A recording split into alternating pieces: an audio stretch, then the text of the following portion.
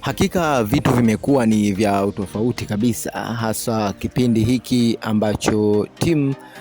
mbalimbali hapa nyumbani Tanzania zimekuwa zikipambania ule ufahari wake, lakini status pamoja na heshima kubwa kuendelea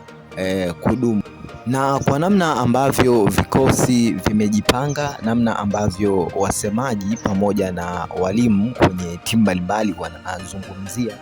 kuhusiana na kasi, lakini pia kujipanga,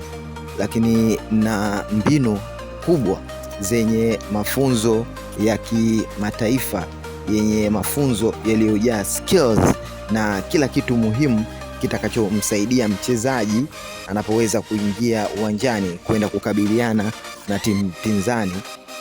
Kwa hakika zimekuwa ni nyoofu, na timu kama Simba na Yanga ambazo kwa namna zimekuwa zikichuana muda mrefu,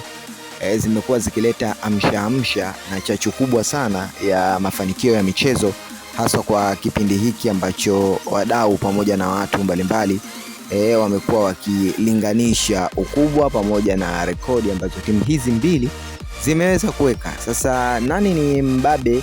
zaidi ya mwenzake, ndilo neno ambalo linaelezwa na linazungumzwa kwa upana zaidi na kwa namna kubwa ambayo watu wengi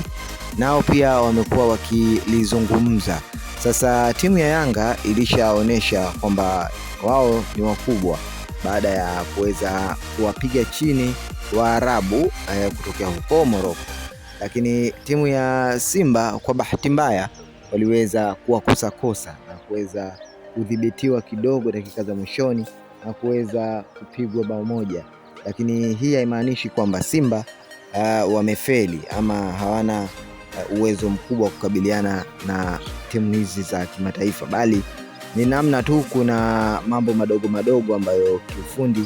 yakishawekwa sawa, basi kila kitu kitakaa katika njia yake, kwa sababu soka lina mambo mengi, soka lina vitu vingi, lakini yote kwa yote unaambiwa kwamba timu ya Yanga wamezidi kudhihirisha ule ukubwa wao na kuonyesha kwamba wao